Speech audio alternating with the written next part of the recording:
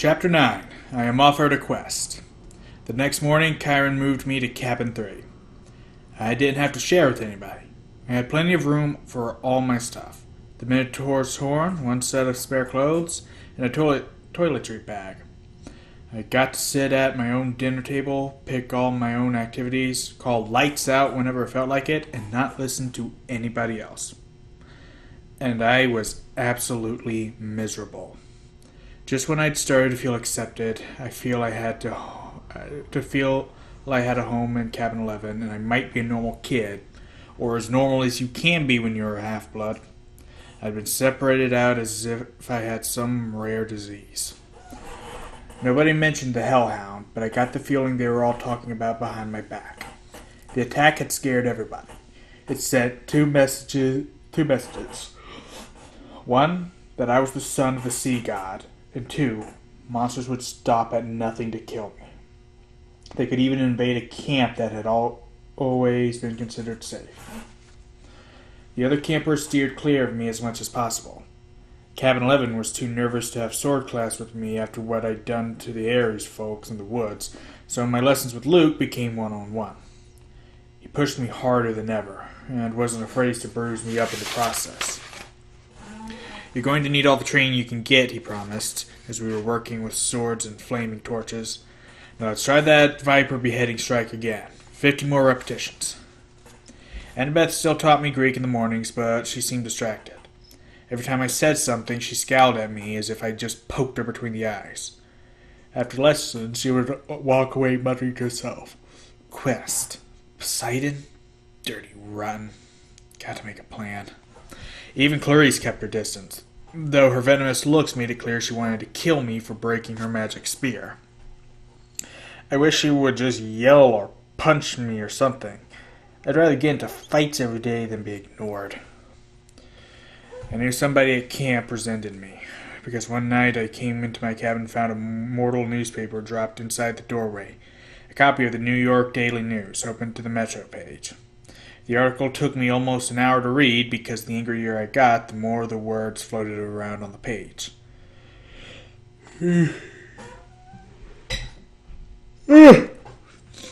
Boy and mother still missing after freak car accident by Eileen Smith, I guess. Sally Jackson and son Percy are still missing 1 week after their mysterious disappearance. The family's badly burned 78 Camaro was discovered last Saturday on the North Long Island Road with the roof ripped off and the front axle broken. The car had flipped and skidded for several hundred feet before exploding. Mother and son had gone for a weekend vacation to Montauk, but left hastily under mysterious circumstances. Small traces of blood were found in the car and near the scene of the wreck, but there's no other signs of the missing Jacksons. Residents of the rural area reported seeing nothing unusual around the time of the accident. Ms. Jackson's husband, Gabe Ugliano, claims that his stepson Percy Jackson is a troubled child who has been kicked out of numerous boarding schools and has expressed violent tendencies in the past. Police would not say whether son Percy is a suspect in his brother's disappearance, but they have not ruled out foul play. Below are recent pictures of Sally, Jackson, and Percy. Police urge anyone with information to call the following toll-free Crime Stoppers hotline. The phone number was circled in black marker. I wadded up the paper and threw it away, then flopped down on my bunk bed in the middle of my empty cabin. Lights out, I told myself miserably. That night, I had my worst dream yet. I was running along the beach in a storm. This time, there was a city behind me. Not New York. The sprawl was different. Buildings spread further apart, palm trees and low hills in the distance.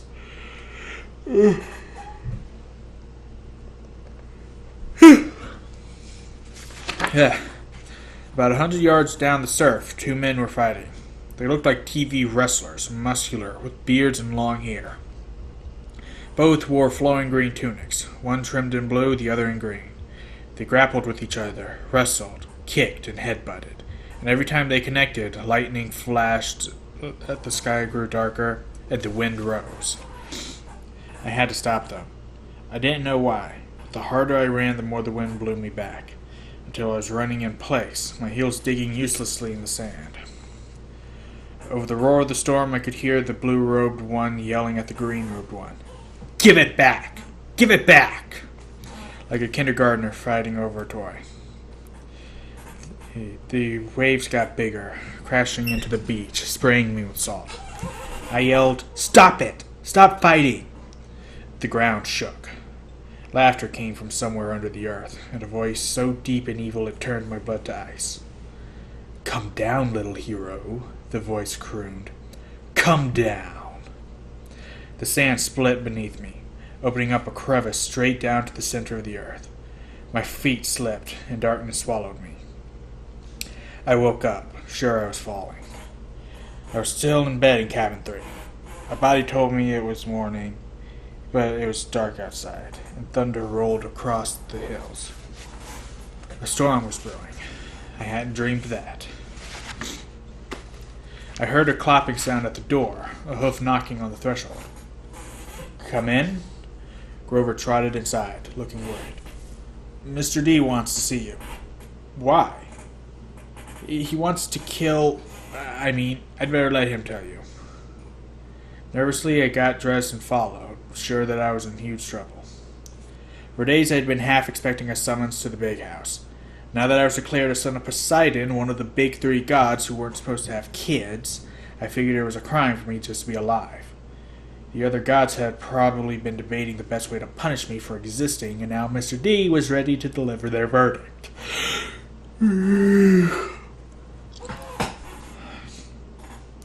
Over Long Island Sound, the sky looked like ink soup coming to a boil. A hazy curtain of rain was coming in our direction. I asked Grover if we needed an umbrella. "No," he said. "It never rains here unless we want it to." I pointed at the storm. "What the heck is that, then?" He glanced uneasily at the sky. "It'll pass around us. Bad weather always does." I realized he was right. In the week I had been here, it had never even been overcast. The few rain clouds I had seen had skirted right around the edges of the valley. But this storm, this one was huge.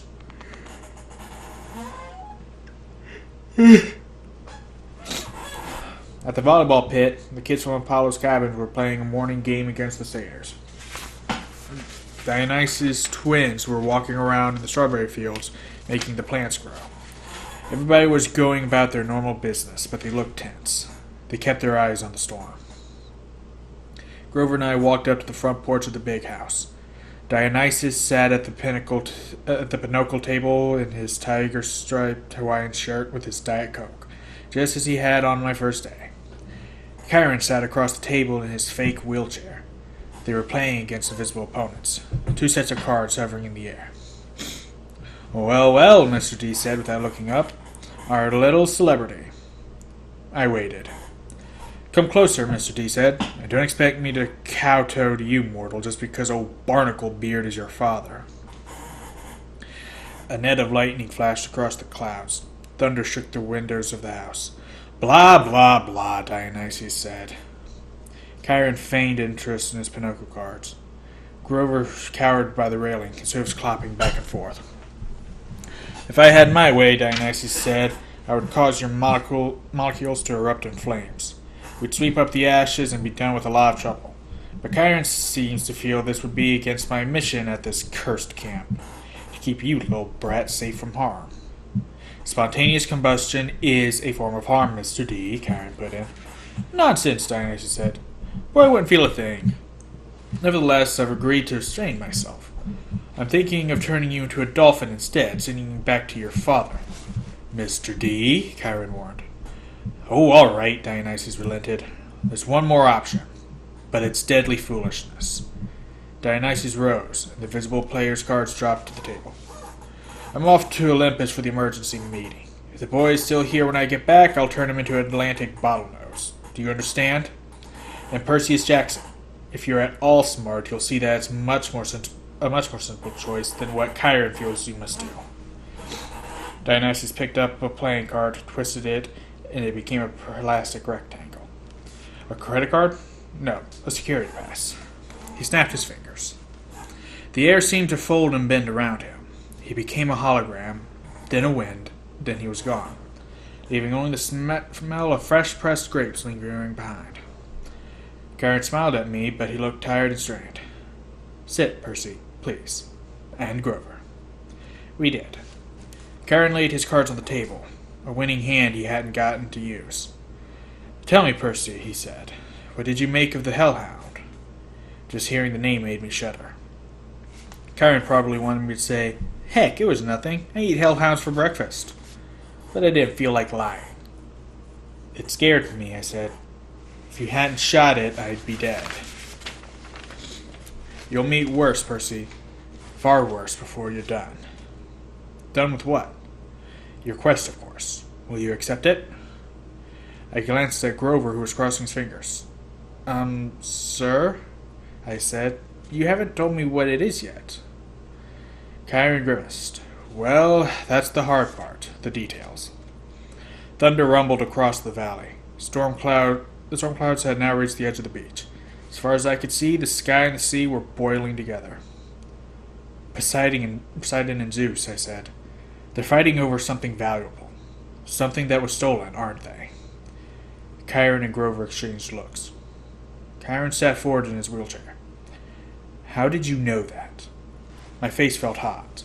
I wished I hadn't opened my big mouth. "The weather since Christmas has been weird, like the sea and sky are fighting.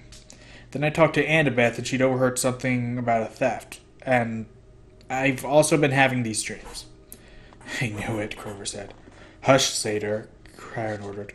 "But it is his quest." Grover's eyes were bright with excitement. "It must be." "Only the Oracle can determine," Chiron stroked his bristly beard. "Nevertheless, Percy, you are correct.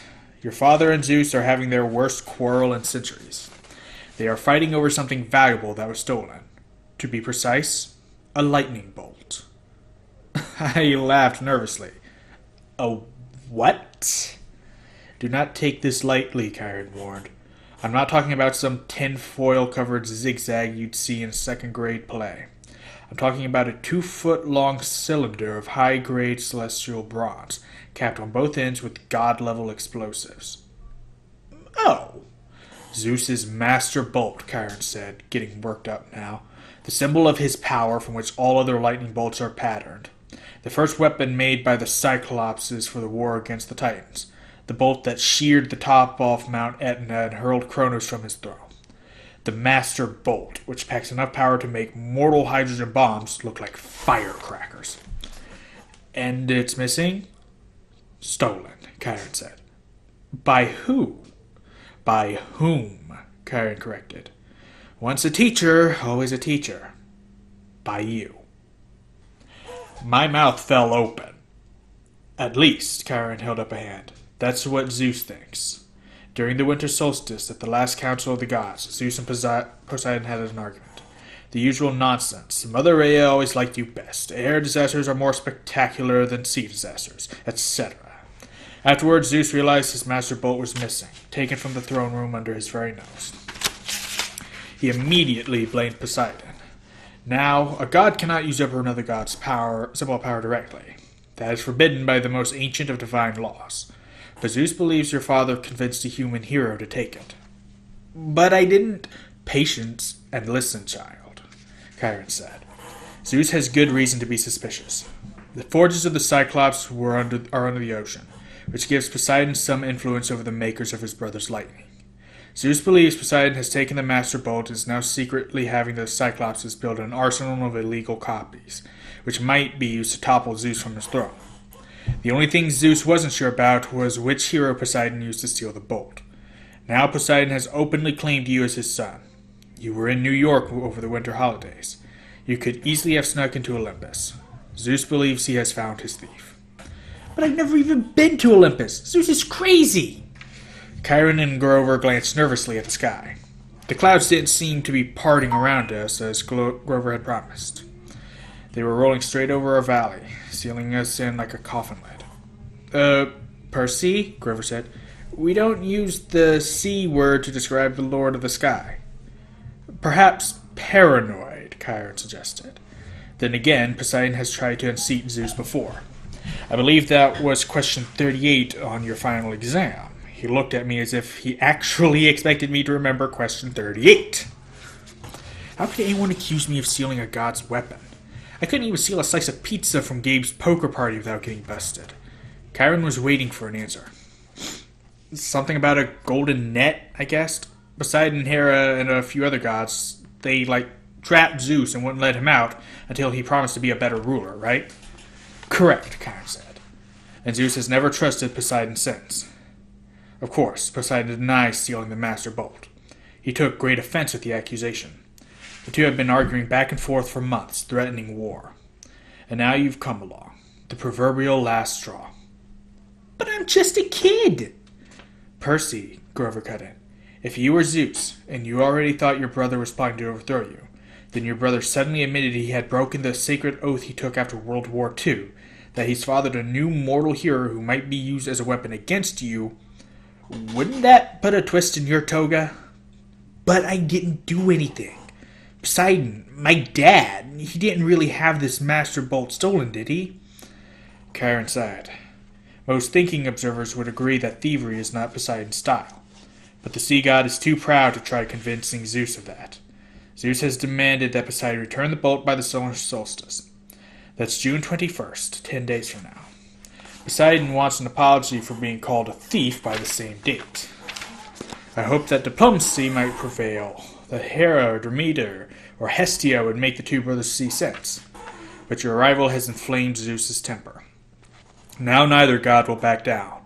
Unless someone intervenes, unless the Master Bolt is found and returned to Zeus before the solstice, there will be war. And do you know what a full-fledged war would look like, Percy? Bad, I guessed. Imagine the world in chaos, nature at war with itself. Olympians forced to choose sides between Zeus and Poseidon. Destruction, carnage, millions dead. Western civilization turned into a battleground so big it will make the Trojan War look like a water balloon fight. Bad, I repeated. And you, Percy Jackson, would be the first to feel Zeus's wrath. It started to rain. Volleyball players stopped their game and stared in stunned silence at the sky. I had brought the storm to Half-Blood Hill. Zeus was punishing the whole camp because of me.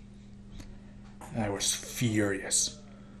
So I have to find the stupid bolt, I said, and return it to Zeus. What better peace offering, Chiron said, than to have the son of Poseidon return Zeus's property? If Poseidon doesn't have it, where is the thing? I believe I know. Chiron's expression was grim. Part of a prophecy I had years ago. Well, some of the lines make sense to me now. But before I can say more, you must officially take up the quest. You must seek the counsel of the oracle. Why can't you tell me where the bolt is beforehand? Because if I did, you would be too afraid to accept the challenge. I swallowed. Good reason. You agree then? I looked at Grover, who nodded encouragingly. Easy for him. I was the one Zeus wanted to kill. All right, I said. It's better than being turned into a dolphin. Then it's time you consulted the oracle, Chiron said. Go upstairs, Percy, to the attic. When you come back down, assuming you're still sane, we will talk more. 4 flights up. The stairs ended under a green trapdoor. I pulled the cord. The door swung down and a wooden ladder clattered into place. The warm air from above smelled like mildew and rotten wood and something else. A smell I remembered from biology class. Reptiles. The smell of snakes. I held my breath and climbed. The attic was filled with Greek hero junk. Armor stands covered in cobwebs, once bright shields pitted with rust. Old leather streamer trunks plastered with stickers saying, Ithaca, Circe's Isle, and Land of the Amazons. One long table was stacked with glass jars filled with pickled things, severed hairy claws, huge yellow eyes, various other parts of monsters. A dusty mounted trophy on the wall looked like a giant snake's head, but with horns and a full set of shark's teeth. The plaque read, at Hydra Head No. 1, Woodstock, New York, 1969. By the window, sitting on a wooden tripod stool, was the most gruesome momentum of all. A mummy. Not the wrapped in cloth kind, but a human female body shriveled to a husk. She wore a tie-dye sundress, lots of beaded necklaces, and a headband over her long black hair. The skin of her face was thin and leathery all over her skull, and her eyes were glassy white slits, as if the real eyes had been replaced by marbles. Ugh. She'd been dead a long, long time.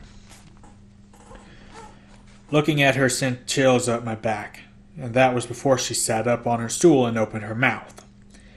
A green mist poured from the mummy's mouth, coiling over the floor in thick tendrils, hissing like 20,000 snakes. I stumbled over myself trying to get to the trap door, but it slammed shut.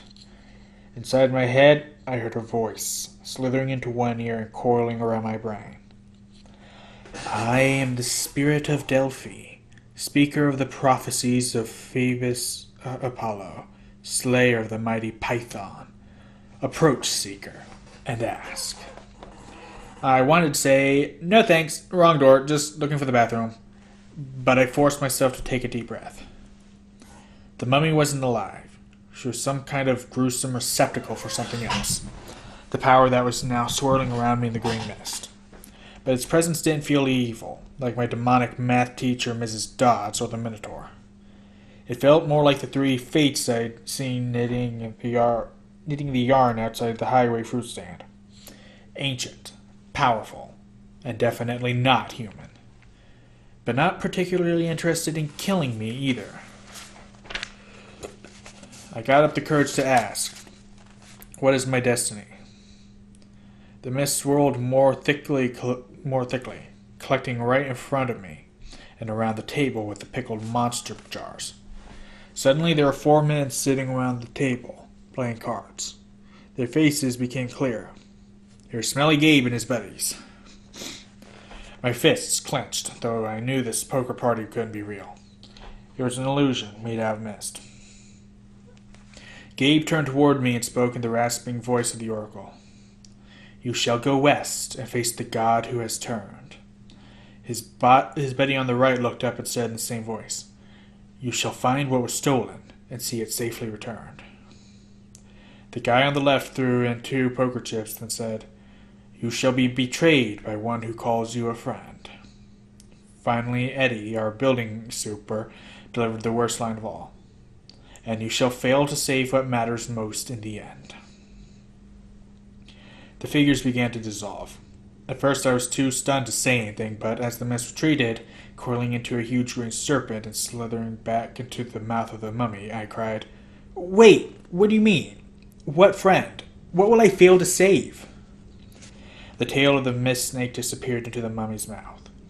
She reclined back against the wall, her mouth closed tight as if it hadn't been opened in 100 years. The attic was silent again, abandoned. Nothing but a room full of mementos. I got the feeling that I could stand here until I had cobwebs too, and I wouldn't learn anything else. My audience with the oracle was over. Well, Chiron asked me. I slumped into a chair at the pinochle table. She said I would retrieve what was stolen. Grover sat forward, chewing excitedly on the remains of a Diet Coke can. That's great. What did the oracle say exactly? Chiron pressed. This is important. My ears were still tingling from the reptilian voice. She said I would go west and face a god who had turned. I would retrieve what was stolen and see it safely returned. I knew it, Grover said. Chiron didn't look satisfied. Anything else? I didn't want to tell him. What friend would betray me? I didn't have that many. And the last line. I would fail to save what mattered most. What kind of oracle would send me on a quest and tell me, oh, by the way, you'll fail? How could I confess that? No, I said. That's about it. He studied my face. Very well, Percy, but know this. The oracle's words often have double meanings. Don't dwell on them too much. The truth is not always clear until events come to pass. I got the feeling he knew I was holding back something bad, and he was trying to make me feel better. Okay, I said, anxious to change topics. So where do I go? Who's this god in the west? Ah, think, Percy, Chiron said. If Zeus and Poseidon weaken each other in war, who stands to gain? Somebody else who wants to take over, I guessed. Yes, quite.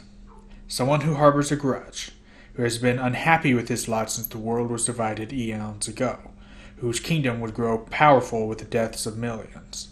Someone who hates his brothers for forcing him into an oath to have no more children, an oath that both of them have now broken. I thought about my dreams, the evil voice that had spoken from under the ground. Hades. Chiron nodded. The Lord of the Dead is the only possibility. A scrap of aluminum dribbled out of Grover's mouth. Wait, what? A fury came after Percy, Chiron reminded him. She watched the young man until she was sure of his identity, then tried to kill him. Furies obey only one lord, Hades. Yes, but Hades hates all heroes, Grover protested. Even if he has found out Percy is the son of Poseidon. A hellhound got into the forest, Chiron continued. Those can only be summoned from the fields of punishment, and it had to be summoned by someone within the camp. Hades must have a spy here. He must suspect Poseidon will try to use Percy to clear his name. Hades would very much like to kill this young half-blood before he can take on the quest. Great, I muttered. That's two major gods who want to kill me. But a quest to... Grover swallowed. I mean, couldn't the Master Bolt be in some place like Maine? Maine's very nice this time of year. Hades sent a hellhound to steal the Master Bolt, Chiron insisted. He hid it in the underworld, knowing full well that Zeus would blame Poseidon. I don't pretend to understand the Lord of the Dead's motives perfectly, or why he chose this time and start a war, but one thing is certain. Percy must go to the underworld, find the Master Bolt, and reveal the truth. A strange fire burned in my stomach. The weirdest thing was, it wasn't fear. It was anticipation. The desire for revenge. Hades had tried to kill me 3 times so far, with the Fury, the Minotaur, and the Hellhound. It was his fault my mother had disappeared in a flash of light. Now he was trying to frame me and my dad for a theft we hadn't committed. I was ready to take him on. Besides, if my mother was in the underworld. Whoa, boy, said the small part of my brain that was still sane. You're a kid. Hades is a god. Grover was trembling. He'd started eating Pinocchio cards like potato chips. The poor guy needed to complete a quest with me so he could get his searcher's license, whatever that was. But how could I ask him to do this quest, especially when the Oracle said I was destined to fail? This was suicide. Look, if we know it's Hades, I told Chiron, why can't we just tell the other gods? Zeus or Poseidon could go down to the underworld and bust some heads. Suspecting and knowing are not the same, Chiron said. Besides, even the other gods suspect Hades, and I imagine Poseidon does. They couldn't retrieve the bolt themselves. Gods cannot cross each other's territories except by invitation. That is another ancient rule. Heroes, on the other hand, have certain privileges. They can go anywhere, challenge anyone, as long as they're bold enough and strong enough to do it. No god can be held responsible for a hero's actions. Why do you think the gods always operate through humans? You're saying I'm being used. I'm saying it's no accident Poseidon has claimed you now. It's a very risky gamble, but he's in a desperate situation. He needs you. My dad needs me. Emotions rolled around inside me like bits of glass in a kaleidoscope. I didn't know whether to feel resentful or grateful, or happy or angry. Poseidon had ignored me for 12 years. Now suddenly he needed me. I looked at Chiron. You've known I was Poseidon's son all along, haven't you?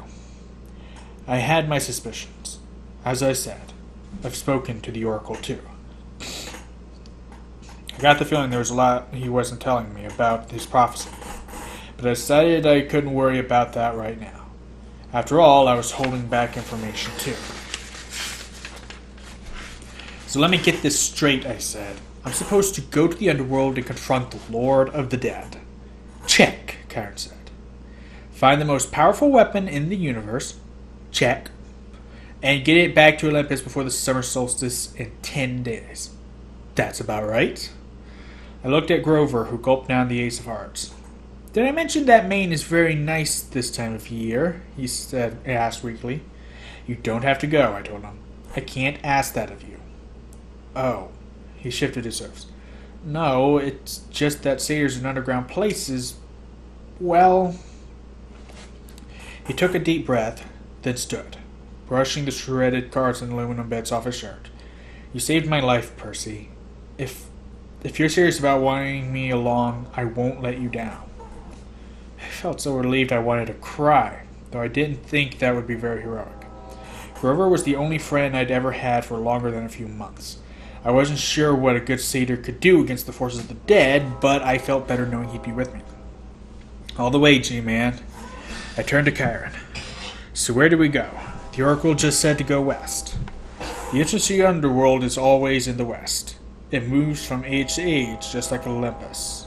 Right now, of course, it's in America. Where? Chiron looked surprised. I thought that would be obvious enough. The entrance to the underworld is in Los Angeles. Oh, I said. Naturally. So we just get on a plane. No! Grover shrieked. Percy, what are you thinking? Have you ever been on a plane in your life? I shook my head, feeling embarrassed. My mom had never taken me anywhere by plane. She'd always said we didn't have the money. Besides, her parents had died in a plane crash. Percy, think, Chiron said. You are the son of the sea god. Your father's bitterest rival is Zeus, lord of the sky. Your mother knew better than to trust you in an airplane. You would be in Zeus's domain. You would never come down again alive. Overhead, lightning crackled. Thunder boomed. Okay, I said, determined not to look at the storm. So I'll travel over land. That's right, Chiron said. 2 companions may accompany you. Grover is one. The other has already volunteered if you will accept her help. Gee, I said, feigning surprise. Who else would be stupid enough to volunteer for a quest like this? The air shimmered behind Chiron. Annabeth became visible, stuffing her Yankees cap into her back pocket. I've been waiting a long time for a quest, seaweed brain, she said. Athena is no fan of Poseidon, but if you're going to save the world, I'm the best person to keep you from messing up. If you do say so yourself, I said. I suppose you have a plan, wise girl? Her cheeks colored. Do you want my help or not? The truth was, I did. I needed all the help I could get. A trio, I said. That'll work. Excellent, Chiron said. This afternoon we can take you as far as the bus terminal in Manhattan. After that, you're on your own. Lightning flashed. Rain poured down on the meadows, those that were never supposed to have violent weather. No time to waste, Chiron said. I think you should all get packing. And that ends that. The quest has been given and things are underway. I think I managed to get through that with a minimum amount of yawning for a change. I don't know why, but I always either do this when I'm tired or suddenly get tired when I do it. It's weird. By the way, I know somebody's been watching these. I've seen your views. How you doing? Are you enjoying yourself? Is there anything else you'd like to read? I mean, I'm only going to be doing, as far as full novels go, I'm only going to be doing one at a time. And I plan to do the entirety of Rick Riordan's work. Or at least as far as the Greek, Roman, Egyptian, and Norse stuff goes. But I can read, I'd be more than happy to read some short stories if you want. Just let me know. Let me know what you think. And as for everybody else, thank you guys so much for watching. And as always, I will see you in the next episode. Later.